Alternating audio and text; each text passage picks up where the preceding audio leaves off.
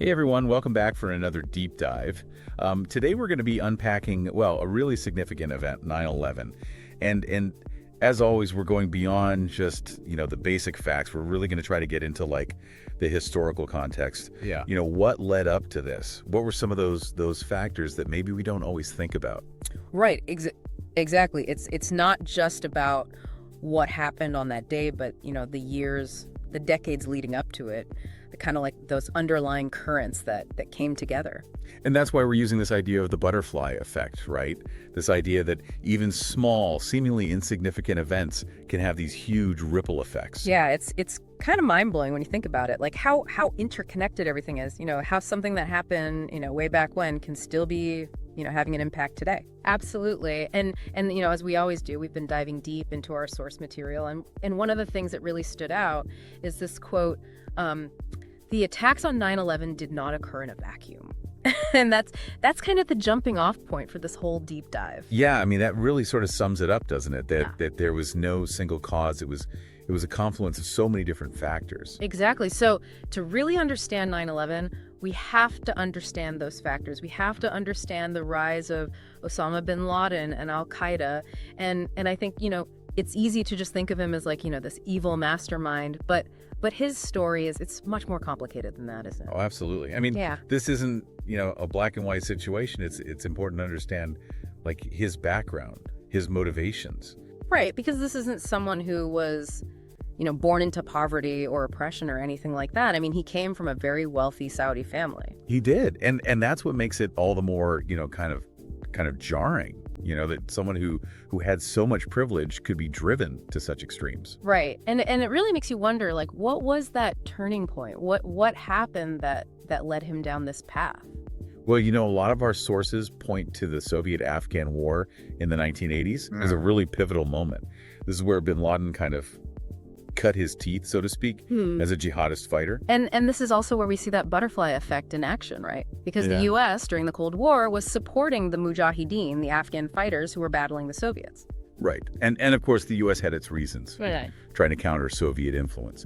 But it's a classic example of how, even with good intentions, actions can have these unintended consequences. Big time.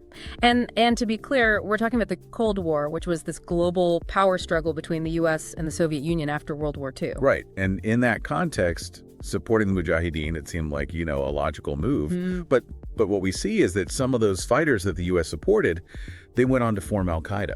Yeah, it's hard to wrap your head around sometimes. And it's also important to remember that bin Laden's motivations, they weren't just about Afghanistan. He had this much broader goal in mind. He did. He had a very particular view of the U.S. and its role in the world. A lot of it stemmed from his interpretation of Islam and what he saw as, Western aggression against Muslims. Right. He really hated U.S. foreign policy in the Middle East, especially the stationing of American troops in Saudi Arabia after the Gulf War. And that was huge. Right. Saudi Arabia is home to Islam's two holiest sites, Mecca and Medina.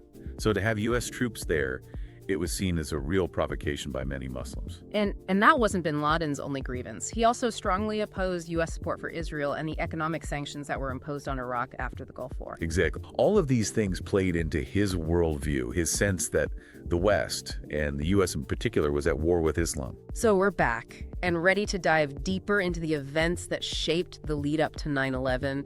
And I gotta say, it's pretty mind-blowing when you look at it through this lens of the butterfly effect, isn't it? It's like a chain reaction, one event setting off another, ultimately leading to that fateful day. Oh, absolutely. It's like those choose-your-own-adventure books, but on a global scale. Yeah. And things got real serious, real fast. Right.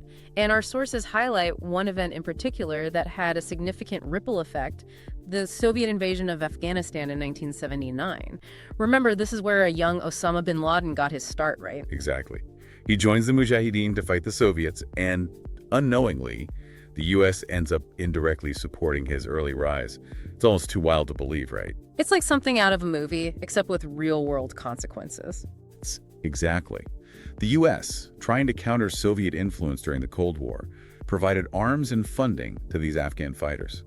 Looking back, it's easy to see how that decision, while seemingly logical at the time, had some serious unintended consequences. Totally. Our sources point out that the U.S. withdrawal from Afghanistan without a solid plan for stability, left a power vacuum, and guess who swooped right in? Yep, extremist groups like the Taliban seized control, creating a safe haven for al-Qaeda to grow and gain strength.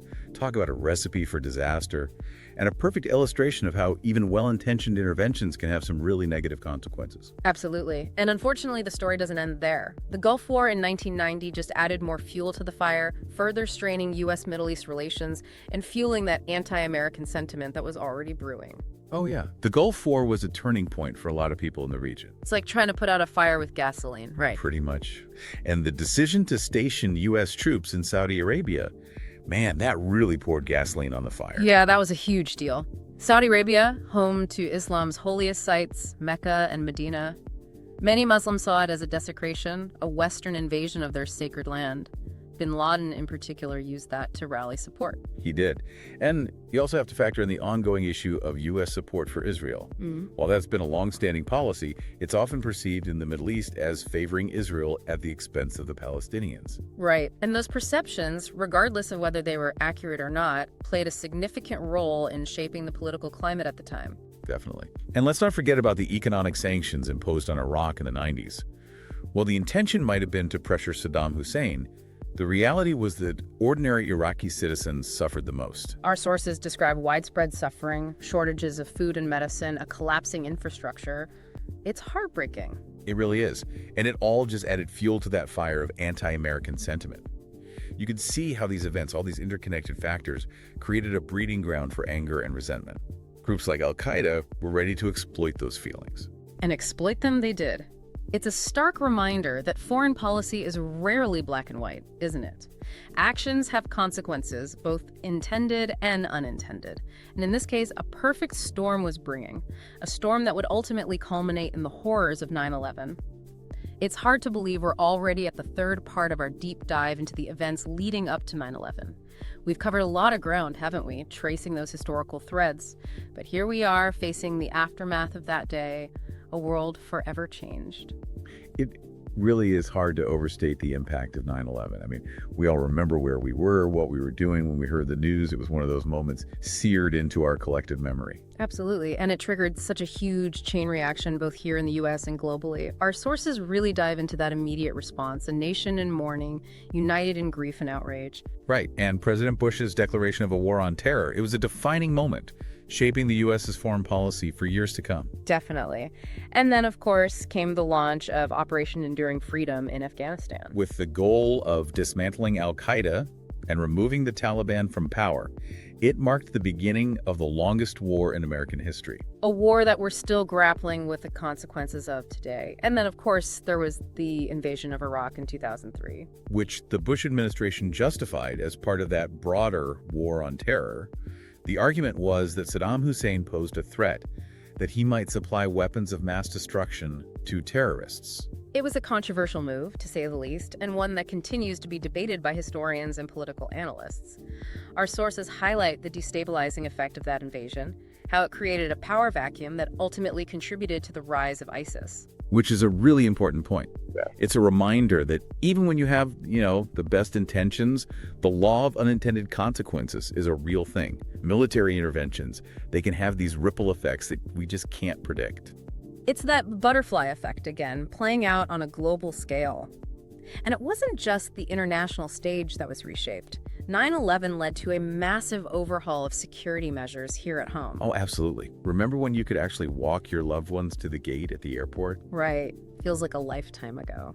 The creation of the Department of Homeland Security, the Patriot Act, these were all direct responses to 9/11. All in the name of security, of preventing another attack. But, as our sources point out, those measures came at a cost. The balance between security and civil liberties is something we're still grappling with today. Yeah, it's a conversation that we can't afford to ignore. And it speaks to the broader legacy of 9/11, which is so complex. It's a story of unimaginable loss, but also incredible resilience, of unity, of division, of the best and, unfortunately, the worst of humanity. It's a stark reminder of how interconnected our world is. How actions, even those taken with the best of intentions, can have far-reaching consequences. It's a lot to process, isn't it? But it's also a reminder that we have a responsibility to learn from history, to understand the forces that shape our world, and to work towards a more peaceful future. And on that note, we'd love to leave you with a thought. As you reflect on everything we've discussed today, what other what if questions come to mind? What can we learn from the events of 9/11 and their aftermath to help create a better tomorrow? Food for thought. Until next time, keep diving deeper.